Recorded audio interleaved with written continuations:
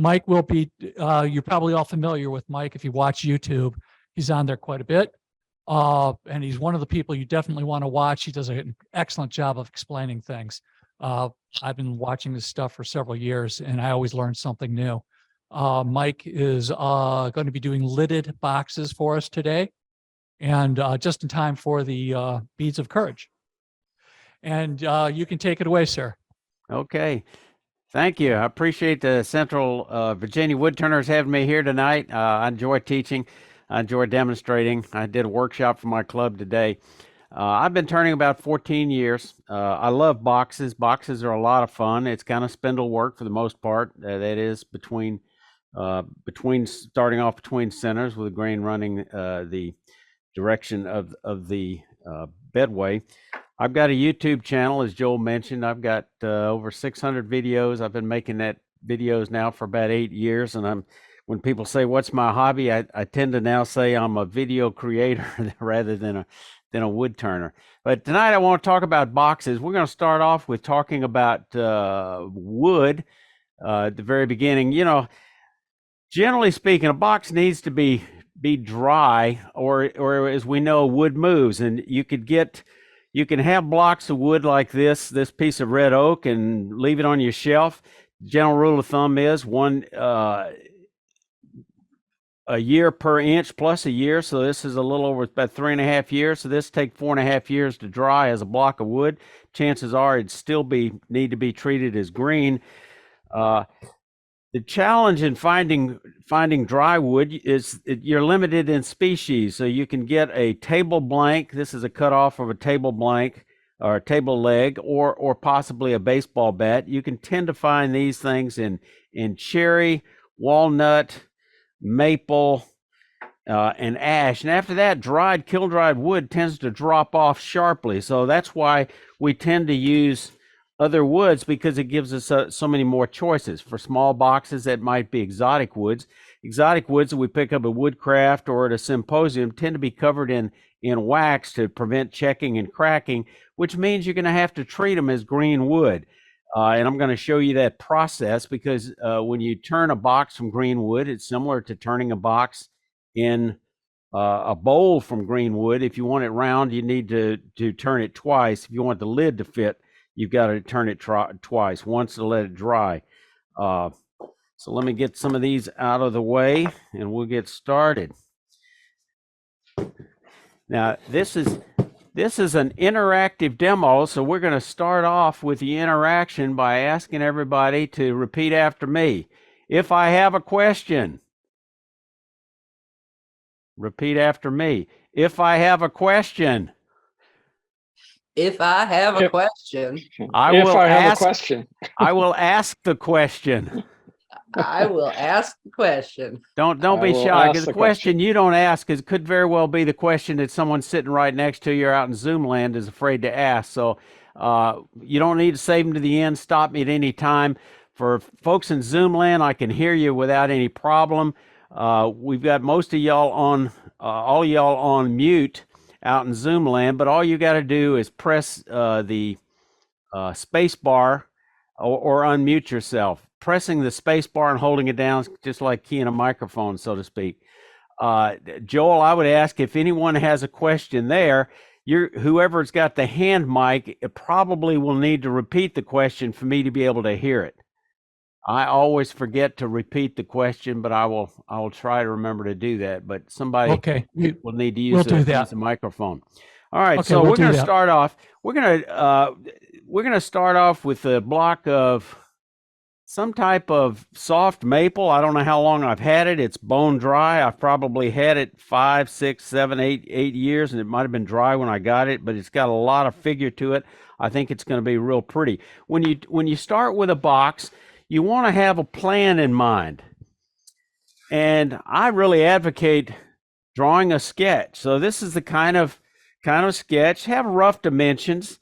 The top might be 1/3 of the total box, or it might be 40%. You just got to have some kind of rough game plan. Otherwise, if you don't know where you're going, any road's going to take you there.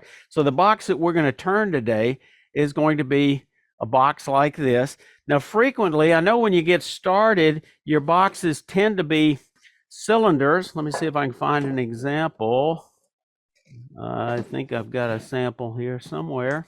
You know, there's nothing wrong with a cylinder box. It's a great place to get started. You want to turn several of them so you can get the process down, the sequence down. Making a box is a very sequential process. This one happens to be threaded, but it's still a cylinder box. That other one I showed you is also threaded. The one we're going to do tonight, it's not going to be threaded. So first thing we're going to do is we're going to pretend this is green wood and go through that process. So the first thing we're going to do is mark centers on it. Now, a lot of folks, you know, they'll use a fancy gauge like this, and there's nothing wrong with this. It just takes a little longer because you got to go around all four sides. And if your wood is not square and it's trapezoid, you can still wind up maybe not necessarily being in the center, but that's okay. If you've got a really irregular piece, it pays to make you a little template like this. You can make this out of a piece of acrylic, put it on a lathe on a backer board, scribe some lines with a point tool or a skew or something, and then fill it in with some felt tip pen, rub it down.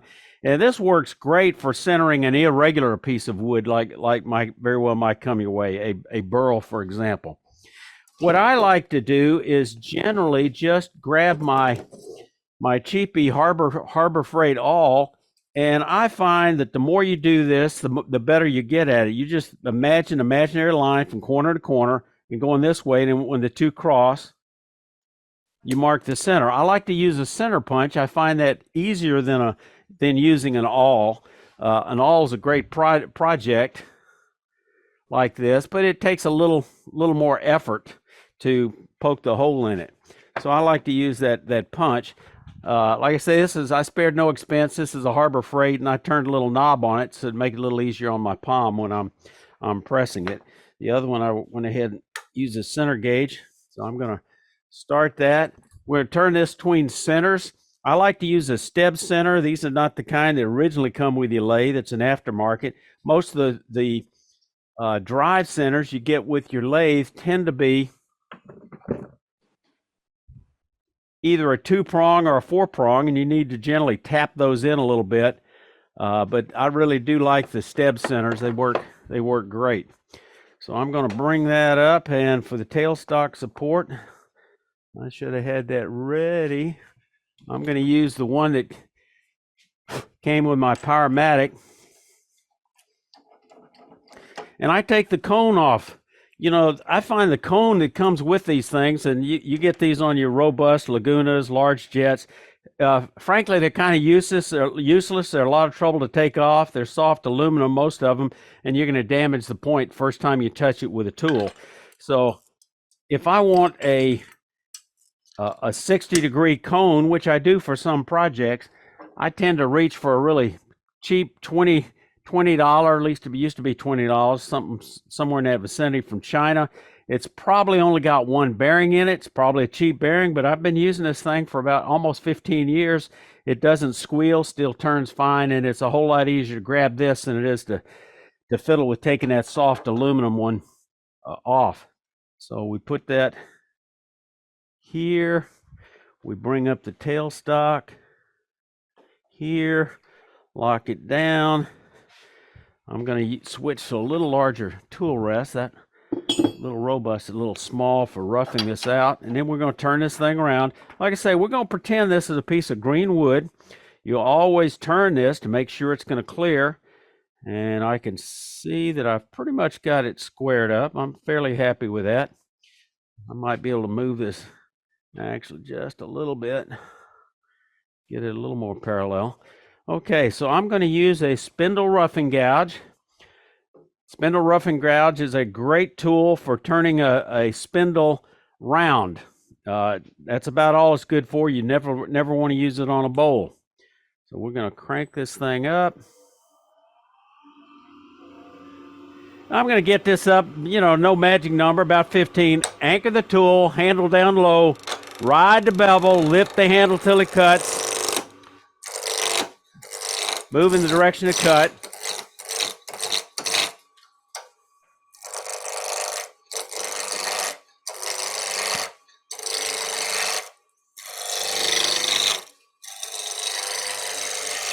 I come off the wood. I don't come onto the wood from this end, because if it's cracked or you catch a corner in there, you're liable to have wood shrapnel. So you always come onto the wood a little ways, maybe 3/4 of an inch. And you can safely come off the wood. You want to have your tool rest extending about 1 inch on each side.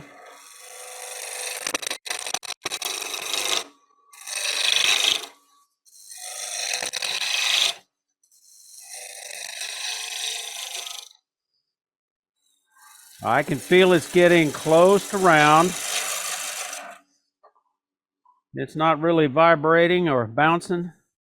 I never like to touch spinning wood. I see a lot of people that touch spinning wood. For the life of me, I don't know why you would ever want to touch a piece of wood, because it's a bad habit. You get into it, it becomes a reflex action, and you're going to touch something with a void or a sharp edge on it, and bad things are going to happen.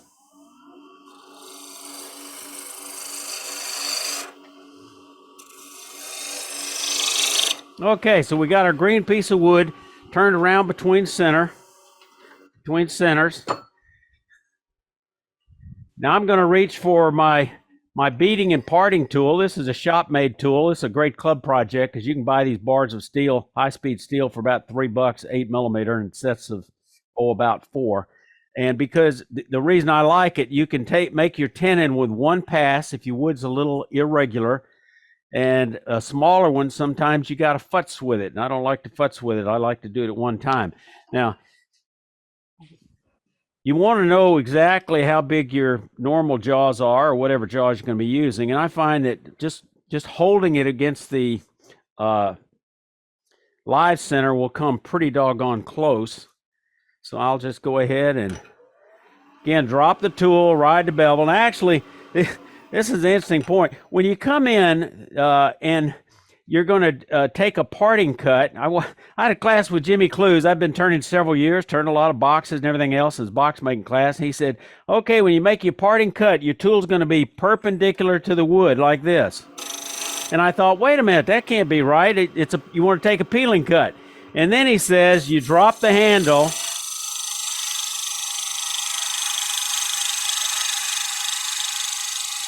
To make a peeling cut.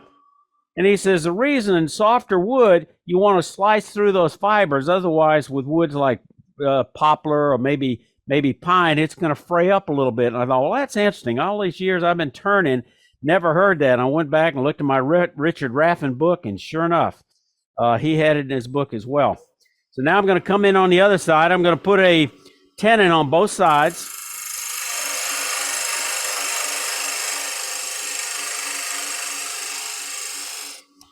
And the chuck that I'm using, a Techna tool or Record Power, it uses a parallel tenon. This one's still a little large. Let me take it down a little bit more.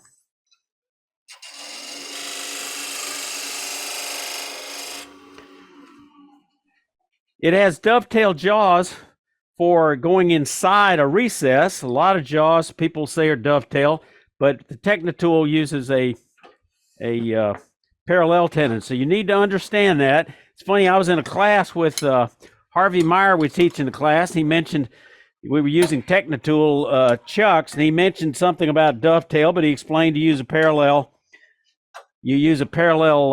tenon on it. 25% of the class made a dovetail. So it's just kind of interesting. People hear what they want to hear sometimes, or they just have it in their mind what something ought to be, and they tune out and don't listen. Now, you want to clean this thing periodically, maybe every time you use it. So I'm going to grab a toothbrush and just get rid of any debris here. I like to start my day. Is there a question? Yes. Yeah. I watched a video you did just a couple of days ago, and I ordered one of the blanks for making a beating and parting tool, and it came today. And I'm wondering what angle I should put on that. Roughly. Roughly 45 degrees. Let me get my measure, and I'll see what this is, but it's probably maybe a little bit steeper, might be closer to 40, almost like a skew. Mm-hmm. Actually, this surprises me. This is 60 degrees. Okay, so 30 on each side. It's duller than I thought. Yeah, 30 on each side. Okay. I say thanks. duller. This seems to be a pretty good shape. All right. Thank you. So we're going to open this up. This particular tenon is not ideal. I made it a little large, but for this, it's not going to make any difference. Your strength does not come from clamping down as hard as you can on here. The harder you clamp, the more you compress your fibers, and as they relax, you don't get as good a feel. Your strength comes from having that 90-degree shoulder. So it's the face of the jaws up against your blank is what really gives you the strength. So make it snug. Don't crank it down as tight as you can. Now, the next thing we're going to do, and this is not intuitive. Remember, we're pretending this is green wood. I'm going to grab another, move that out of the way. I'm going to grab a small bowl gouge. This little gouge right here, it's a Doug Thompson. It's a 3/8 inch bowl gouge, and it's ground very blunt, very similar to a bottom feeder kind of bowl gouge. I'm going to remove my live center so I don't get Turner's elbow. And what I'm going to do, I'm going to slightly concave this and get rid of that little damage from the live center and make sure this is nice and square.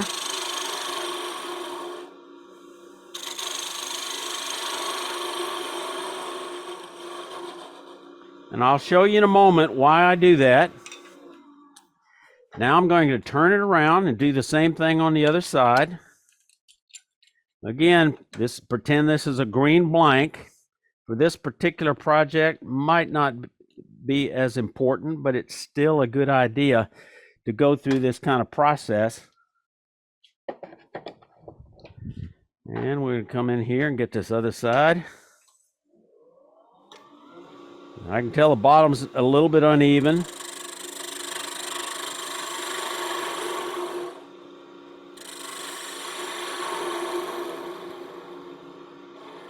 Okay, so now I've removed the damage on each end. Now, by doing that, I know that if I get in a pinch, I missize something, I misjudge something, I hollow it out too thin, I have the thickness of that tenon to give me a little margin of error. Could be the bottom of the box or the top of the box, depending on what we're turning. And I don't have to worry about being surprised by having a divot in the bottom. So I'm going to look at this, and this wood really is pretty, but I can tell it's a little soft. So I'm going to have to have sharp tools to prevent tear out. I'm going to try to figure out what the proportions. Now, for this particular box that I'm modeling it after, I measured this thing, and I kind of like these proportions. Basically, the lid is about 1/3 of the total box. Nothing magic about that. You could be using a Fibonacci gauge to do that if you want to get complicated. It gives you a real fancy golden ratio. If you do that, like this, I'm gonna measure from the end, because that is going to be part of the box. And I'm going to do the whole thing, and this is going to be the top. Then I need to leave myself that little bit of room there for the tenon. I've got to calculate that into my measurement. So I looked at the wood earlier, and I looked at this and I said, well, there's nothing unusual about the grain pattern or anything. It really makes no real difference which is the top or the bottom. So I'm going to leave this end in there, and that's going to be the top. And I'm going to use a thin parting tool. I say thin. Actually, what I'm using is an 1/8 inch, because a block this size, almost 3 inches, is probably a little thicker than I'd feel comfortable with trying to leverage if I can find it here. My tools have a way of just running and hiding sometimes. A thin parting tool like this. I spared no expense with this. This is one from Penn State. They're high-speed steel. They're not real expensive. Not worth trying to make one in my estimation, because you can get them for probably about $18 or so. So if I do this, the problem is the handle's so short. Once I start getting this deep in one, it's 3 inches across. There's a lot of leverage here, because it's extending so far over the tool wrist. So I'm going to opt for a shop-made one I made that's 1/8 of an inch.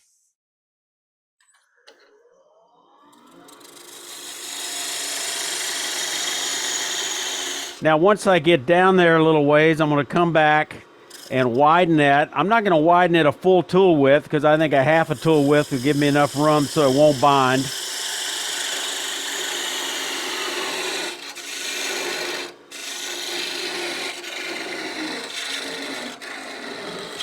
Now, at some point in time, discretion is the better part of valor. This is going to go dancing across the floor. I can see it dancing a little bit now. So I'm just going to grab it and spin it off. This is going to be the lid. So we're going to come down here. And if this was a green blank, we would, rough turn it. Now, so in my design, I have to think about, well, is the lid the same diameter of the base? Generally, I make the lid maybe a little bit smaller, 10, 15, maybe sometimes 20% smaller. So with that said, I'll have to keep in mind that I don't want to hollow it all the way out to where, let me change camera view here. So here's an end view. So now we're going to come in here and I'm going to use a spindle gouge to hollow this thing out. And I'm going to just mark it with a pencil just so I remind myself, don't get too carried away on this thing. Because again, we're pretending this is green wood. And we're going to come into the center and just leverage this thing a little bit. And we're going to take a scraping cut.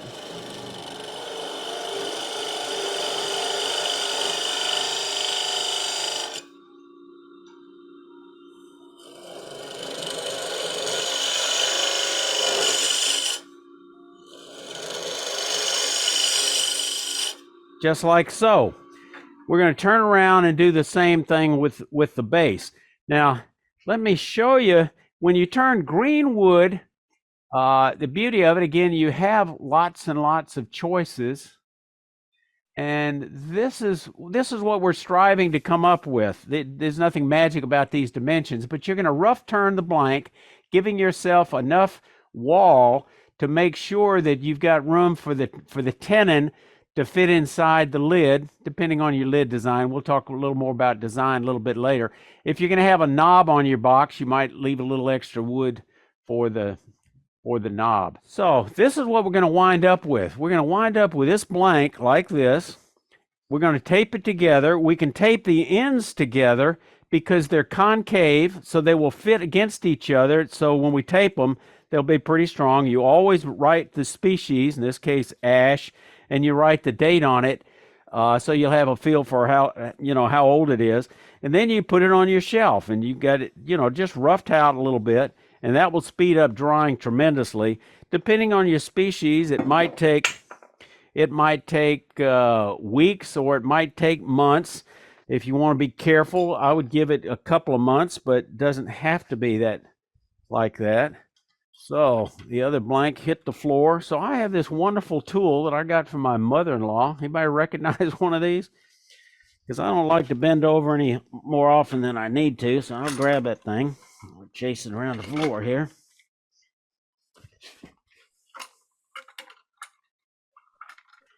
And of course, when you bend over when you get as old as I am and you bend over to get something on the floor or get down on your knees, you want to look around to say, is there anything else you need to pick up while you're down there?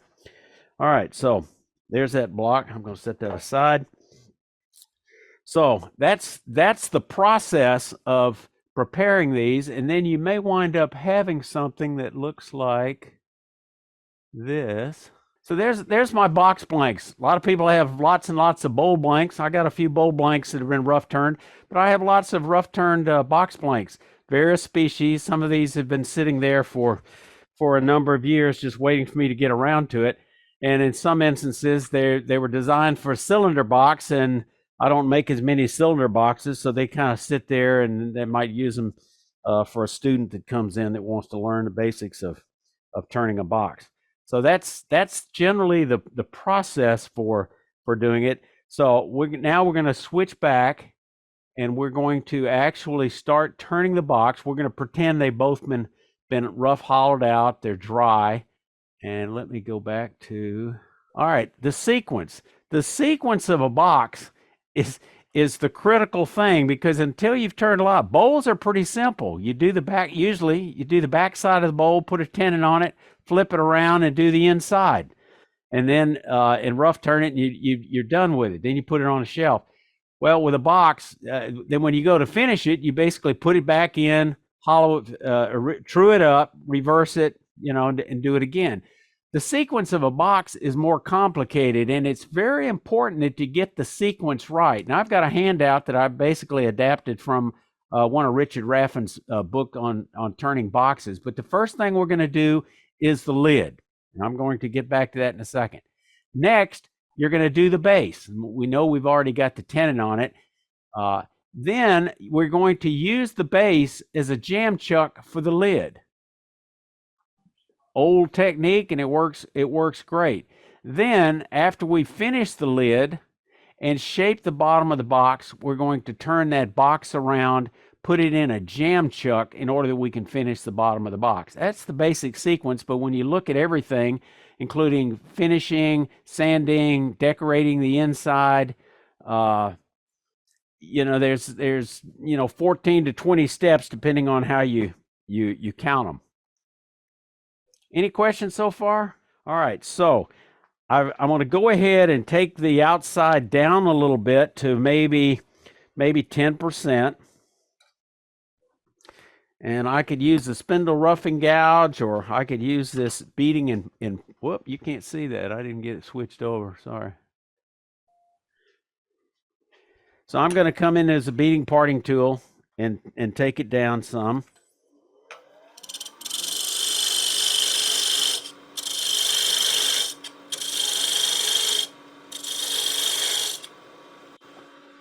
And I've got dual audio. Let me turn that off.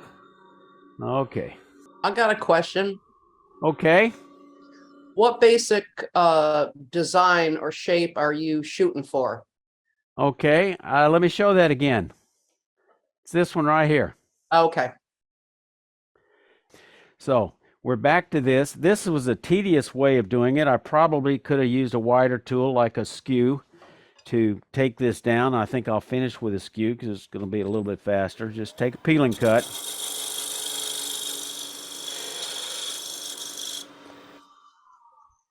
Okay, now I can see exactly how this thing ought to be shaped. And this wood is so pretty, but it is so soft. So I'm going to have to treat it kind of special. Now, to measure the inside, there's if you're doing this and you haven't been to Harbor Freight, you can make you a little depth gauge, piece of wood and piece of wire, or doesn't have to be brass, but brass works out real nice, and you just pressure fit it to press it down like that. Now I can go to the outside. You can see how deep the thing is, but what I recommend is you go to Harbor Freight, and for about $10 you get a whole set of tools, of calipers, and a nice ruler, and a really cheap vernier caliper, but you get this nice depth gauge that works pretty well. So what I want to do is really set the depth that I want to go to, about like that. And then I can just trial fit it and see, where I am. So we're going to go back to taking the spindle gouge, and we're going to go right into the center. And then just bring that edge around.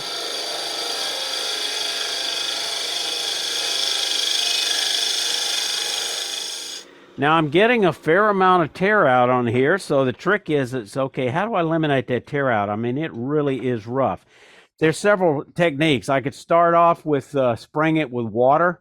I don't think that's going to be adequate, so I'm actually going to rub some paste wax in it. Bear with me while I get my can of paste wax out of my box from my workshop today. It won't take but a second. Like I say, there's lots of things you can put on it. You can start with water, then you can escalate to mineral oil, or you can go to your finish. You could use Minwax hardener, but it's very expensive. Takes about 2 hours for that stuff to dry or cure.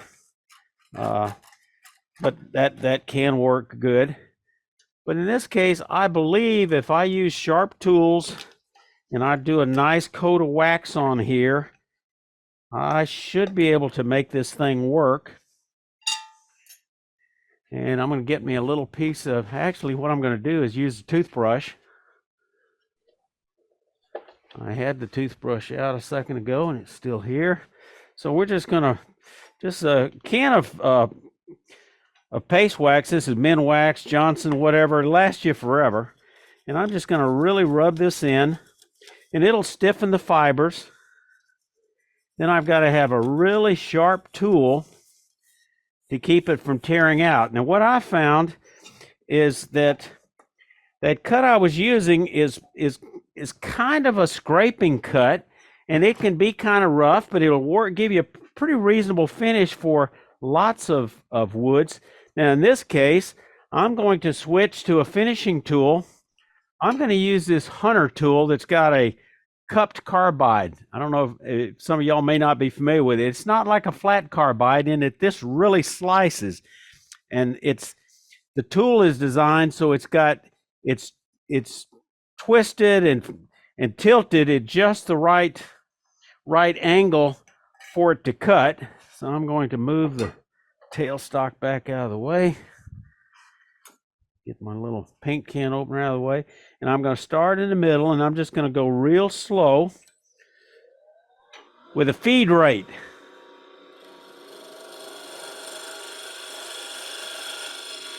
And let's switch to the other camera view, and maybe you can see this a little bit better.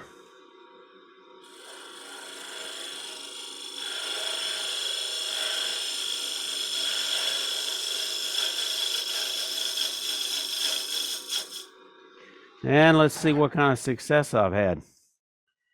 And this has worked out fairly well. It's pretty clean. I would like it to be a little bit harder than this, but it's too hard for me to texture.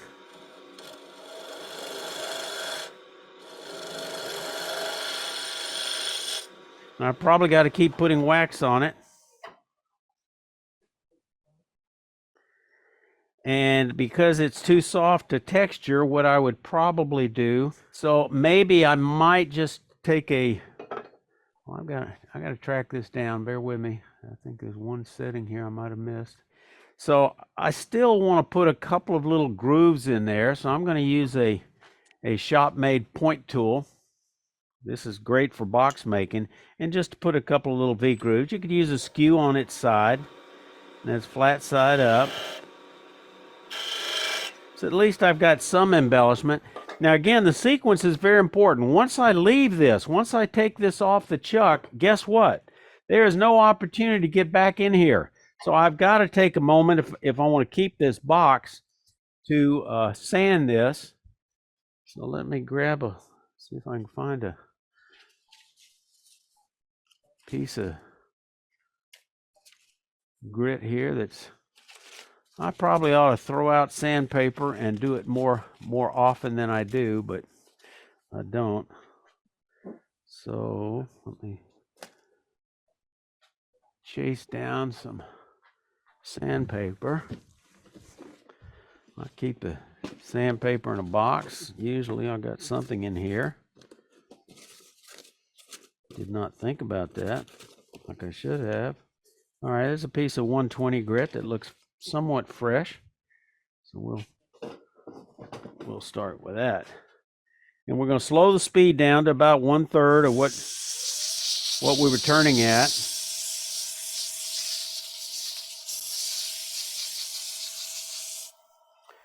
And this is not a class in how to sand, so I'm not going to spend a lot of time with it. This box is less than perfect, so be it.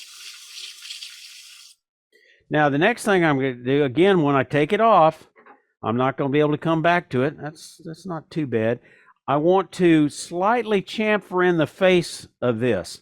I could do that with a skew. I could do this with a negative rake box scraper like this one that Cindy Drozda uses. Let me get you a little better view of that. So it's got a bevel on the front, bevel on the side, secondary bevel on each side, and I could use this. What I tend to use for this step is that point tool, because it has a scraper on all three sides, and it's usually handy. It's not far from me when I'm making a box, and I will use that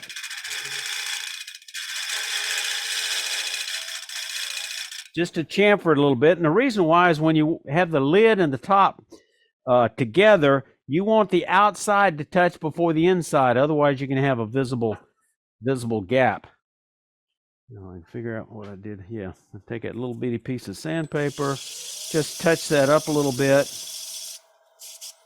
And actually, the next step I need to do, I didn't do it. I need to put a recess in there, and I need to have the recess, you know, about as long as I'm going to make it. And this is where that I usually use, or in the past have used, a box scraper. Now, a box scraper is this tool right here. It's a conventional kind of scraper. This is by Robert Sorby, but it's got an angle.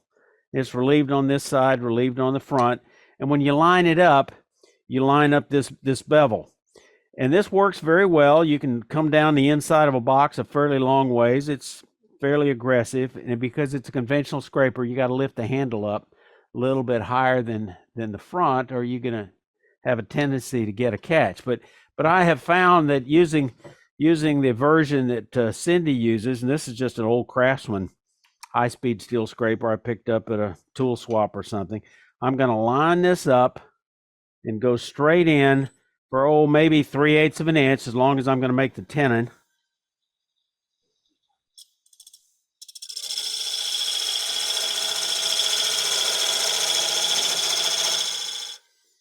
And there we have it. And that looks good.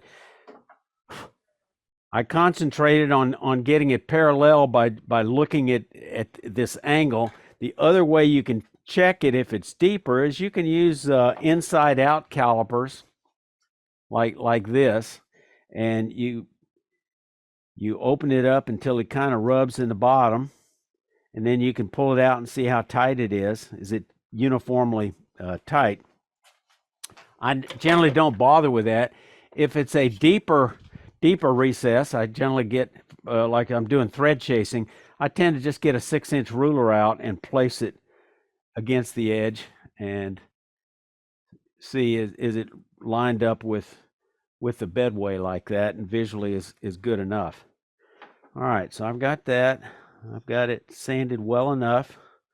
Probably wouldn't hurt to switch a little bit. And I probably, while I'm sanding, let me briefly talk about it. This was something that I was kind of slow to get on with, and that's using a sanding lubricant. And I got a couple of videos on this process, but basically it's beeswax and mineral oil. And what it does is it stiffens the fibers. It creates a slurry that fills in the pores. It runs cooler, so for expensive exotic woods that got a lot of resin in them from Central South America, it reduces the chances of checking, and it actually makes the sandpaper last longer. Now, the one thing I don't sand is I do not sand that inside of the recess, because I'm afraid if I do, it may change the shape if I've got different density or hardness on this thing because of the grain or whatever. So I just don't do that. Get that little box out of the way before I knock it on the floor. And so we've pretty well got that taken care of. Now, that's about all I'm going to do on this box top. So I'm going to go ahead and take my chuck key, take this out, and put in the box base.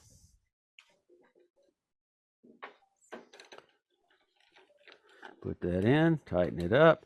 Now, before I even bother hollowing the thing, I'm going to go ahead and make it into a jam chuck for the lid.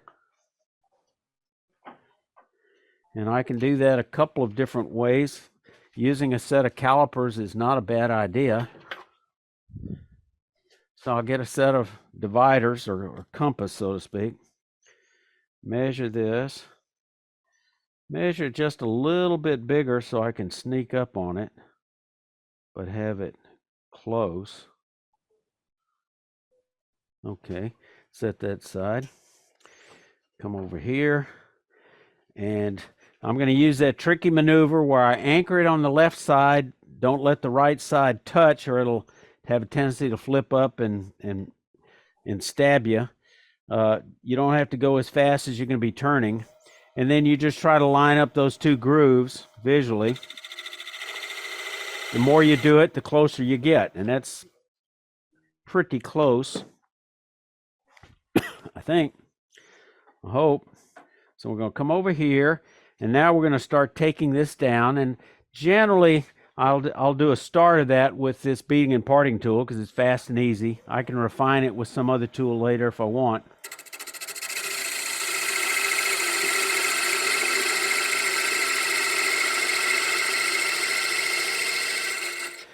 Now here's the fun part of a box is you got to play this game back and forth, and you slightly chamfer the end of it and see if it'll fit.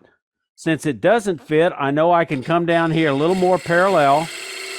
Then I'm going to chamfer the edge just a little bit and see if it'll fit on, and keep going back and forth. Since it didn't fit on that edge that was chamfered, I know I can go down here and make the whole thing parallel to that chamfer. Add the chamfer again. You know, I don't normally do this when the lathe running, but I'm getting close.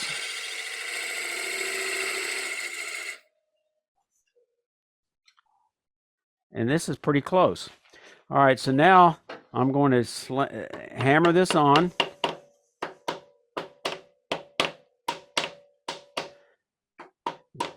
Hope I don't split it.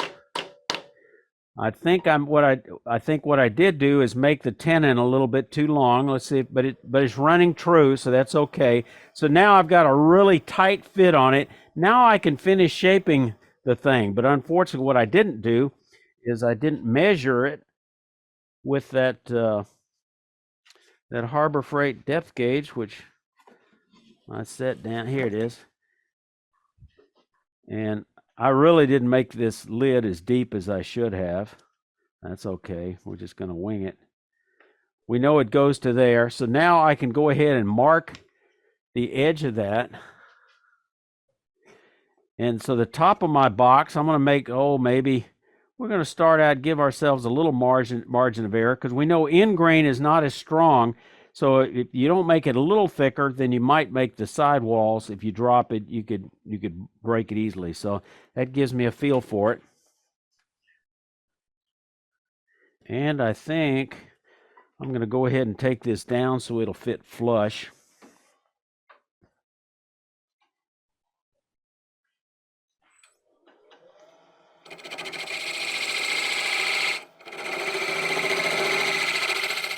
Now, how long you make that tenon, we'll talk about that when it comes to talking about design.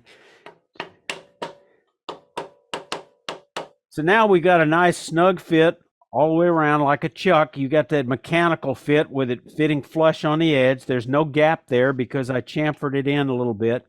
And now I know where the top of that box is going to be. So I'll go ahead and mark that with a pencil. Right there. Now I can go ahead and I'm going to go ahead and bring up tailstock support so it won't come flying off. I can do that because I've got so much to take off, and I'm just going to use this cone center just because it's convenient. And bring that up. Give it a little bit of, just a little bit of support, because I'm going to get aggressive in taking this thing down. Just because it's a demo. So I'm going to get the speed up a little bit. lower the tool rest down a little bit, come right in, give myself just a little margin for error. Whoa, I said it was soft. Not only was it soft, it must have had a micro split in it. That wasn't pretty. Okay, so we're going to set that aside, but you get the idea. We're going to shape the top of the box. And once we get the final shape, we're going to take the lid off. We're going to set the lid aside. Now we can go ahead. We've got a tenon that fits.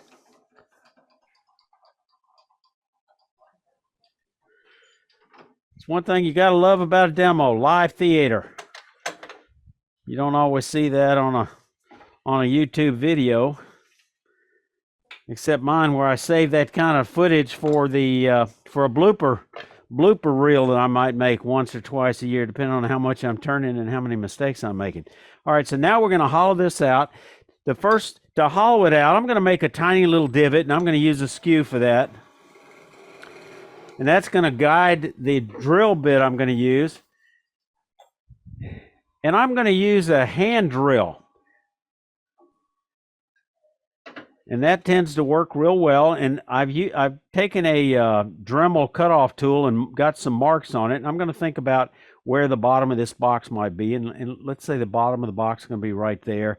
I'm going to drop it back to, okay, I see about where that thing's going to go. And I want to get the speed up, not much more than about 11 or 1200. Enter it in. In we go, pull it out. Go back to, yeah. And I grab the headstock and to help brace myself to pull it in. And there we go. Now I'm going to do the same technique that I did before. I'm going to use my spindle gouge, but because this box is a little deeper than some, I'm going to use a half-inch spindle gouge, if I can find it. All right, so I'm using nothing special, just a Robert Sorby, plain ordinary high-speed steel half-inch spindle gouge. A bowl gouge is just too aggressive. And I'm going to actually come in and pivot out.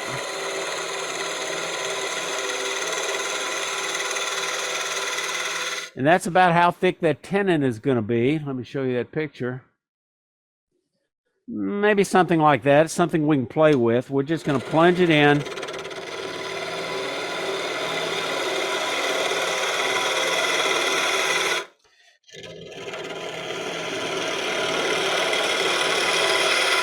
And again, if this was green, we would have done this process with green wood to begin with, to rough turn it.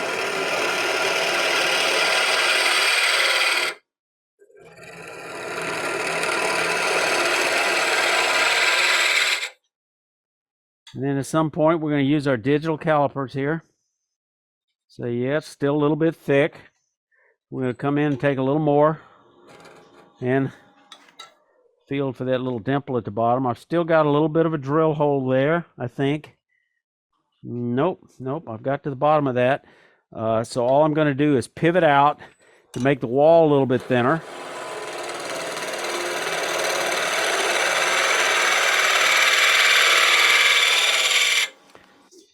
And again, because this wood is soft, and sometimes otherwise, I would use that hunter tool just because it does such a nice finish that it reduces the sanding that I would do on the inside.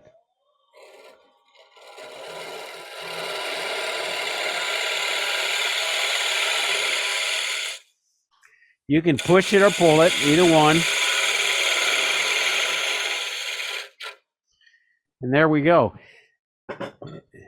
Now I would go ahead and sand the inside, and I would, the other thing I would use besides that sanding paste, I use something after I'd go through the sanding process, and I might use a disc, a 1-inch or a 2-inch disc on a sanding drill.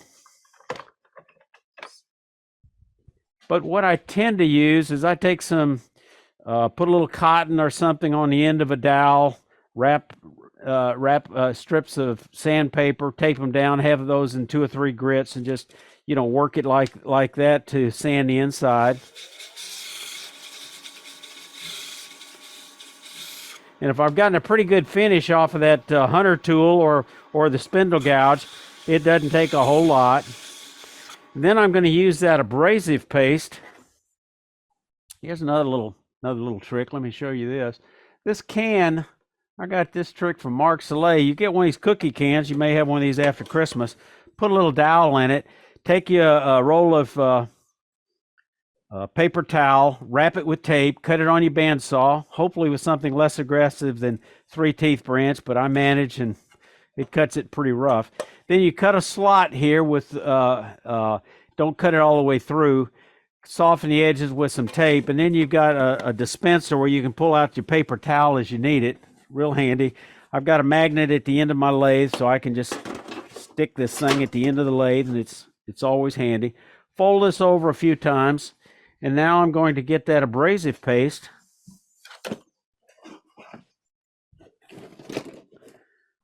If I can find it. Yeah. So the abrasive paste is very similar to the concoction I showed you a while ago of beeswax and mineral oil, except this has also got some diatomaceous earth in it, which you can get from Home Depot. It's a really fine talc-looking powder that's fossilized diatoms, which is some kind of sea algae, and rub the inside real good, get it coated with a lathe not running, and then depending on the side of the hole, be cautious with sticking your fingers in there. And this will really make this nice and really smooth. I don't bother to put finish on the inside anymore. I used to, but the finish tends to take a long time to cure and smells. And if you're producing boxes, you might, and you keep a lid on it, it might be months before it goes away. This stuff tends to have a nice smell, leaves a nice smooth surface. So I don't bother to finish the inside except with those coats of wax. Now I know about how thick that wall is because I can feel it. I could get more careful and use some calipers, but I'm not going to bother. So now I'm going to shape the outside of the box. Anchor the tool, ride the bevel. I know that the top of the box, the shoulder is going to be about 1/3 from the top.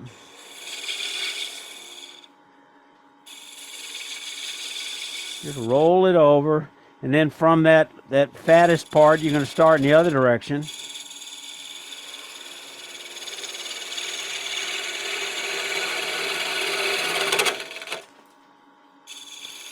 Well, this was a bad choice of wood. Pretty, but too soft.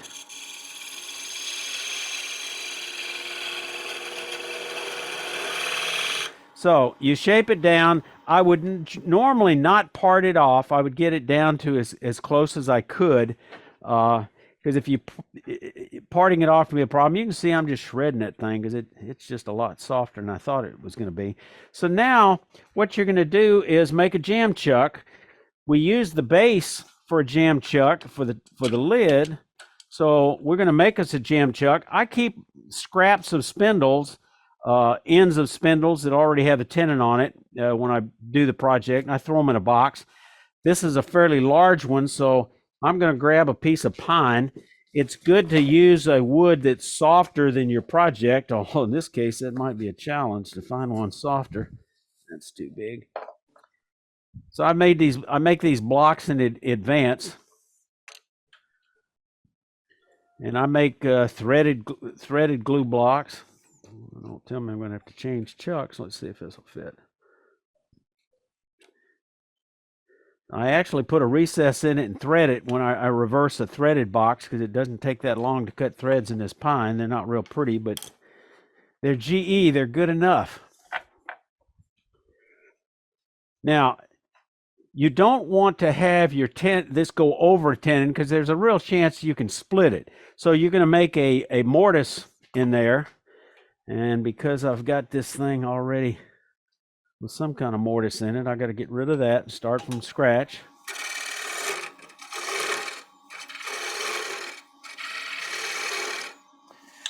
And then we're going to go back to, I think I can probably use the dividers that I'd already set, and that's probably pretty close, except I've got to go in the other direction.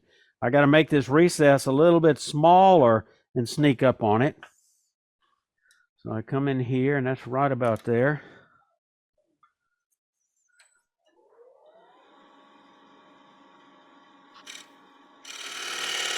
Pretty close. Now I'm going to use some type of scraper, and I'm going to use that box scraper because I don't need to get real refined with this. It needs to be deep enough that it'll at least be as long as that tenon. And I want it again parallel, so I line this outside edge up with the bedway. And sometimes you get lucky. It's getting pretty close. So I'm going to just chamfer it just a tiny little bit by using the edge of this and just sneak up on it that way. And it's just going in there. And because this pine is fairly soft and forgiving, I know I've only got to bring it down just a tiny little bit on the inside.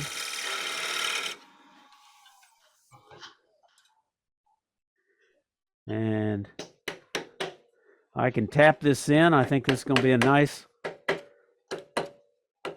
snug fit. It's fighting me and popping out, so I know I need to go back and touch it up just a little bit more. Now I'm going to switch to that negative rake box scraper to refine this with a little bit. And we're going to start at the outside, but the outside's good. It's further down, it's an issue. So I'm going to have this at a slight angle. I'm not making this parallel. I'm putting a 3 degree, if you can believe I can measure 3 degrees visually, but basically you're putting the same angle on it your Morse taper has. So it wedges in there a little bit. It gets snugger as you tap it in. And let's see if we get lucky.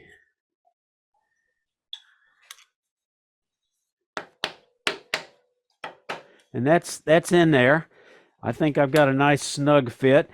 But because I've got extra wood here, I can go ahead and afford to bring up tailstock. I wouldn't have to, but that's a lot of wood to take off.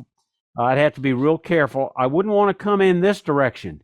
You come in this direction with that tailstock support, and you're liable to pull it out. You can go straight in. So we're going to give that a shot so I can show you what I'm talking about, but we'll see what happens. I'm liable to pull this thing out. But it won't matter because we know this is really not going to wind up being a box since I've already destroyed the lid. I find my smaller spindle gouge. I'm going to switch to a little smaller spindle gouge, a 3/8 inch. The less steel you have on the wood, the less friction. And we're going to go straight in.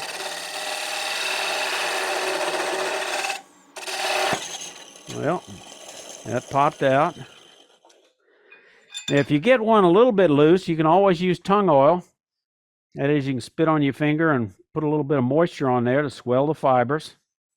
If that doesn't work, you can always, then your next line of defense is going to be a Kleenex, possibly, or a paper towel.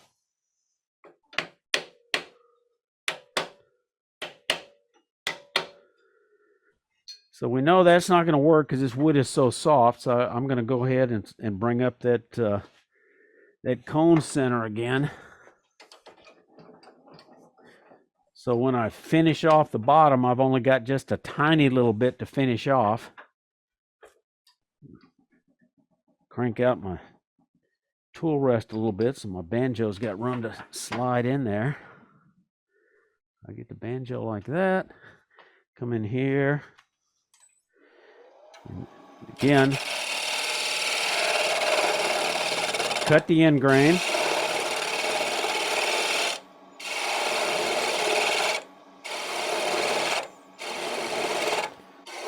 Before I completely deal with the bottom, I've got to deal with the edge here.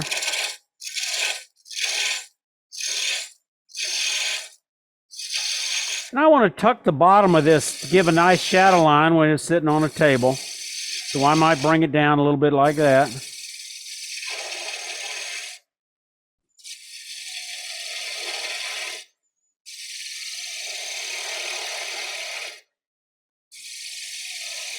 And then I want to kind of concave it just a little bit so it'll fit on the table and not rock. And now we're just gonna, I'm not gonna be as aggressive. Take it down a little bit at a time. It's a slow process. You just got to take your time, have fun with it. And now, just like doing a bottom of a bowl without a vacuum chuck, you just kind of cut this down to a V. Except in this case, the fibers are stronger because it's end grain as opposed to a bowl that's side grain. And we're just going to slowly cut through it. Now, depending on the hardness of the wood, you want to make sure it's at least flat. So you take a ruler, and I got a little bit of a bump in the middle. Usually the way I deal with that bump, instead of trying to cut it and come in sideways, I would tend to use a small negative rake scraper like this, just so I can deal with just the part in the middle. And because I'm going straight in, I'm not going to dislodge it. At least I'm not planning on it.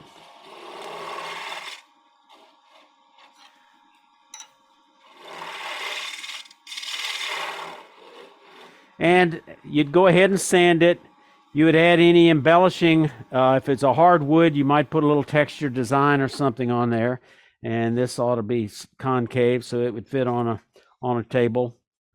And you're going to knock it out a little bit. Now, let's say it won't knock out. Let's say you got a big one and it is in there tight. And if you knock on it, you're going to break it. Here's how you get the thing loose.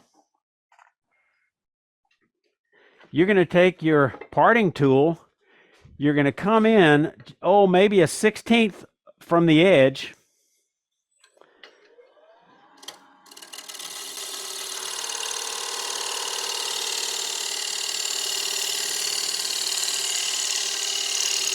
Like this. Maybe come back, get it a little thinner. And now you got that tiny little piece of wood between the tools, so you're not going to damage it, and you should be able to get that in there and kind of leverage that thing out. That way you don't damage it. Of course, you might be able to use this again. You might throw it away. So that's basically the process. All this didn't turn out as well as I was hoping. I would not put another kind of wood on the lid. This is just, I'm going to throw this away because it's not going to be good for anything. Because I think contrasting wood would not look good. Any questions on the process before we spend a few minutes talking about design? Any questions?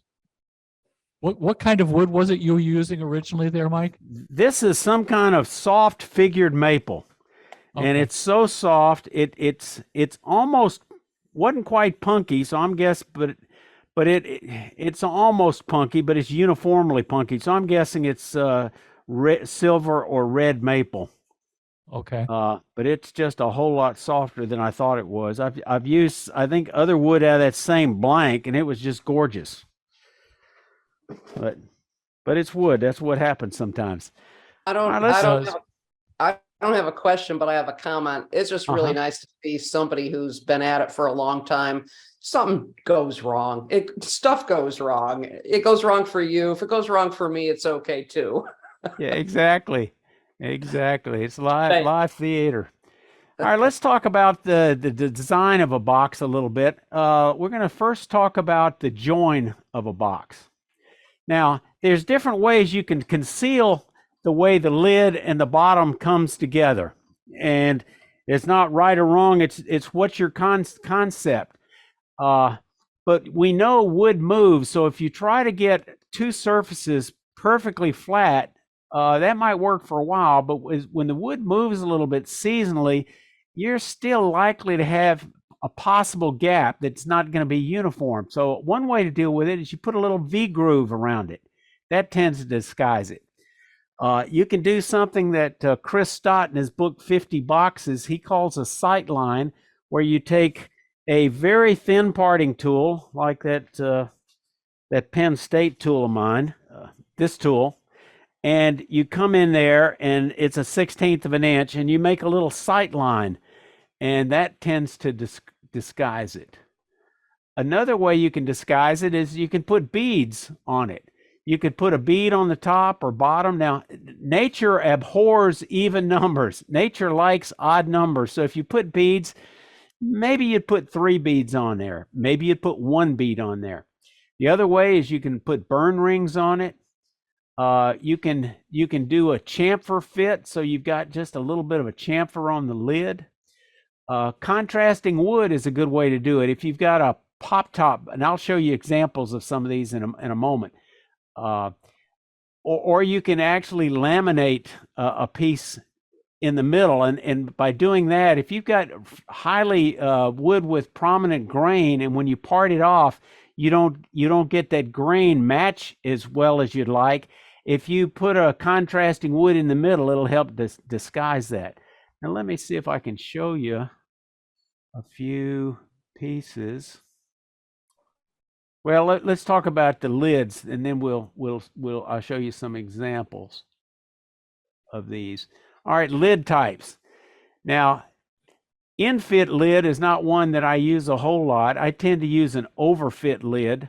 Why? I don't know. Richard Raffin does it that way in his video, or not in his book, and that tends to be the most common, where the top overfits.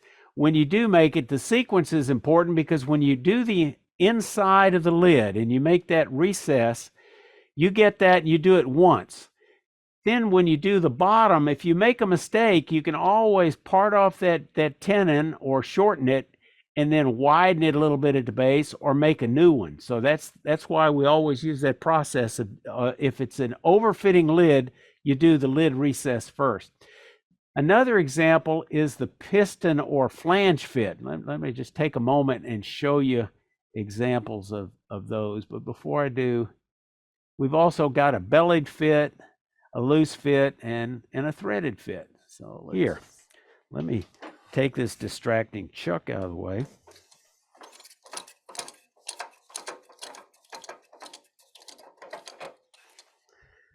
And I think I'm going to put my box of sanding supplies on here so I can get it a little closer without losing detail from enlarging it. All right, so the piston fit is where you have a long fit. And here's an example of one where, I made for some cheater glasses, some reading glasses. It has a really long fit, and because that long fit, it may not be a perfect snug fit all the way, but when you press it down, it pushes the air out like a piston, and when you try to pull it loose, you've got that little suction on it. So that works real well on a box of this style. It also works well on a pen case or a toothpick case or a needle case or a pill box. This is an example of a little pill box that has a piston fit. I love to make these little pill boxes because they're so easy. Basically, you have 2 drills that are about a 1/16 inch or so apart, maybe an eighth of an inch actually. So in this particular one, the hole is drilled 1/2 inch here. The lid is 5/8 of an inch. Then all you got to do is take the tenon down to fit it, and it's 1/16 of an inch thick. And you make it long so you got that nice piston fit so it won't come loose in your pocket. So that's one style of fit. We talked about an inset lid. Here's an example of a box with an inset lid. And this is a loose fit. Turners like to have nice, snug fitting tops where you got to wrestle to get it loose, and it goes pop when you get it loose. But generally, who's the customer when it comes to selling a box? Who buys it? Not a trick question. Who buys boxes? Ladies. And they want a single fit box where they can just lift the top off easily, maybe while it's sitting on the table. So you don't want it too tight. Maybe they got arthritic hands, but mostly it's because it's sitting on the table. If they got jewelry in it, they just want to be able to pull but you still want a nice fit, not a sloppy, rattling kind of fit. So this is an inset fit, and it's got a little bit of a recess on the inside that the lid presses down into. And then I've got a textured band on it for details, and I've added 3 feet just to, jazz it up a little bit. Another overfitting lid is this ginger jar. And I've used some pyrography. This is Bradford pear, one of my favorites. And it's got a fairly long tenon because I wanted it to be somewhat of almost a piston fit where it takes both 2 hands, but it's a nice snug fit. One of my favorite boxes. You can see it's got a little tree on it. We talked about another inset lid. Here's an example of an inset lid box. Another one of my favorite boxes because I used a little Zentangle technique to decorate it. But it's a loose fit. And I've used contrasting wood. Matter of fact, this looks like the same maple as that other one, except this got some spalting in it.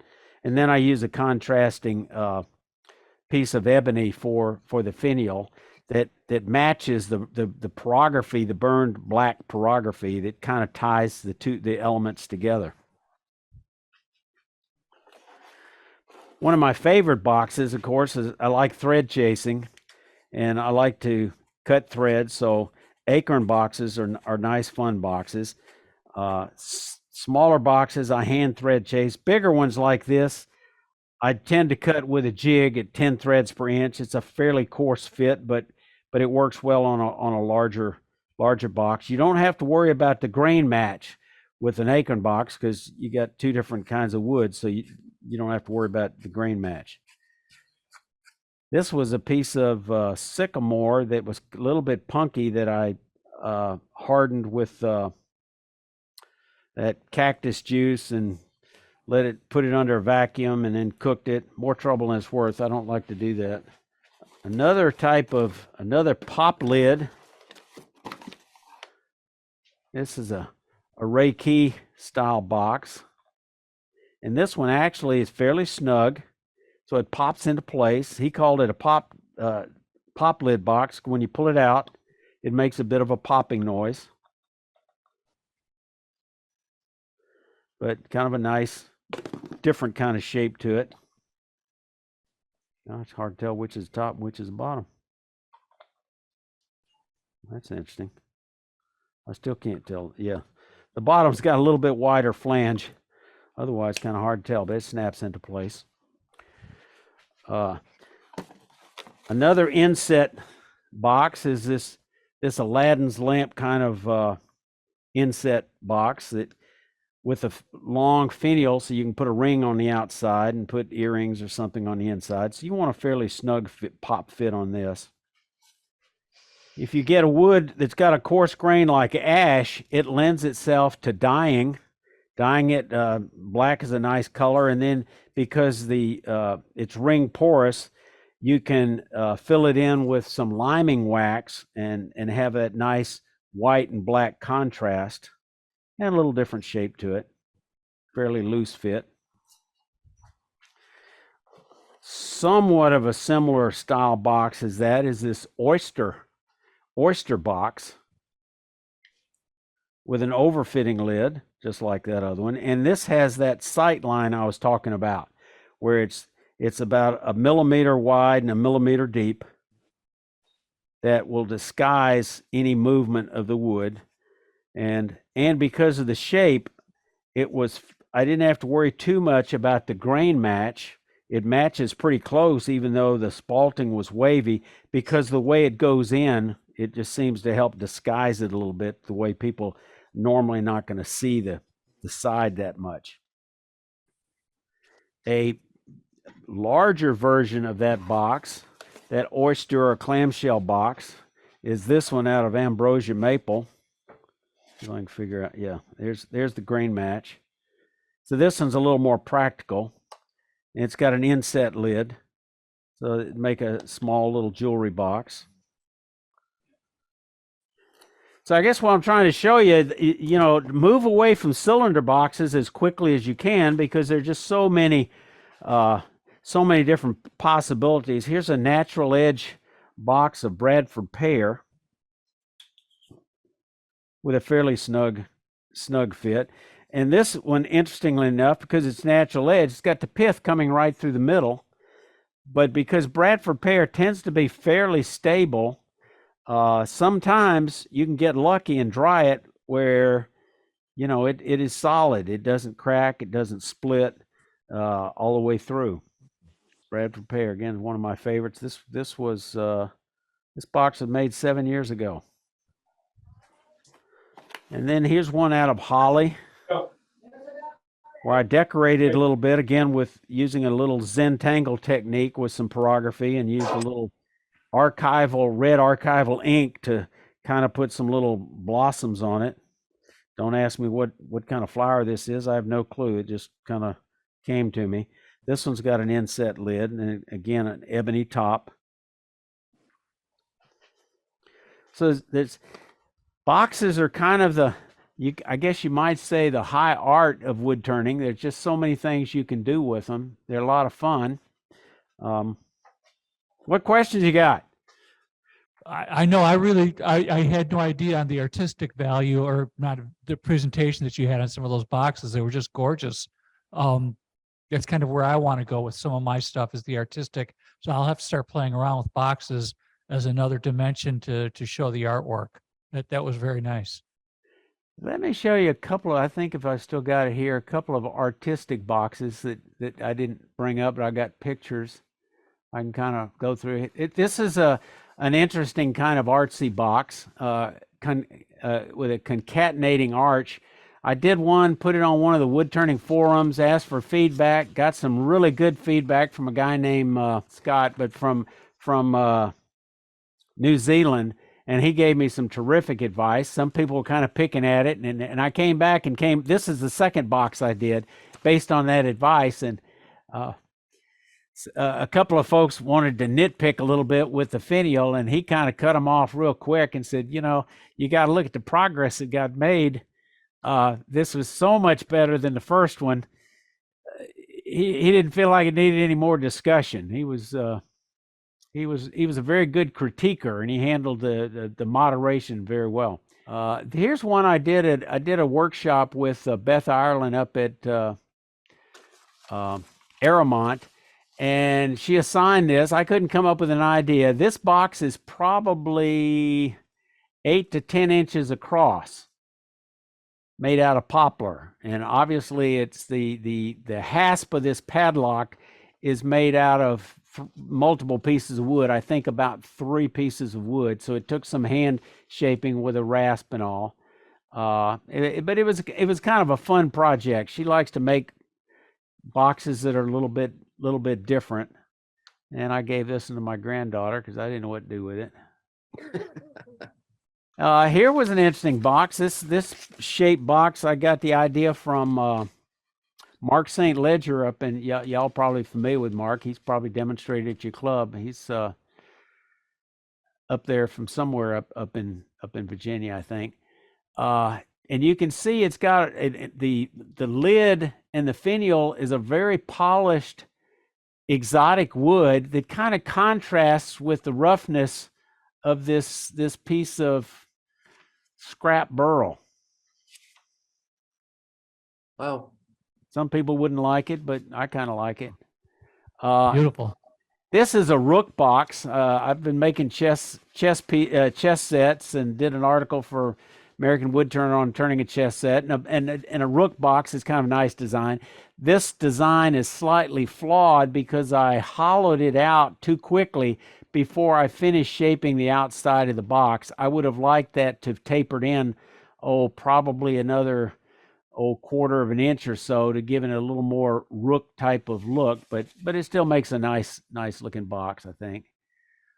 This is totally useless artsy box, but that sphere actually lifts up and separates as a hollow box. And this is a fun box, this little canteen. It's turned in multi-axis. It's turned once, twice, 3 times. I think the axis is changed about 3 times on the bottom. And it's actually hollowed out. I could put a liquid in there if I wanted to. And then this was a prototype of that cherry box I showed you with the 3 legs.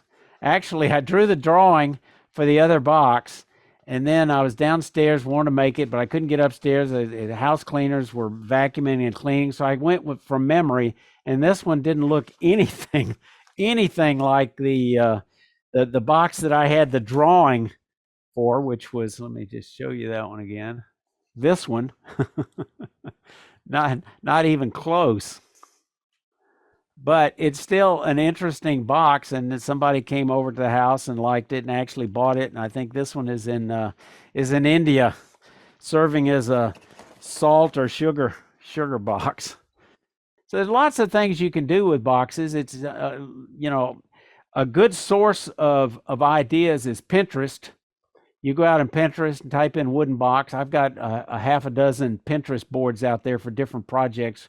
When I do research, I go out and find pictures and just drop them into a Pinterest board. I got one on chessmen, one on table lamps, one on boxes, one on animals.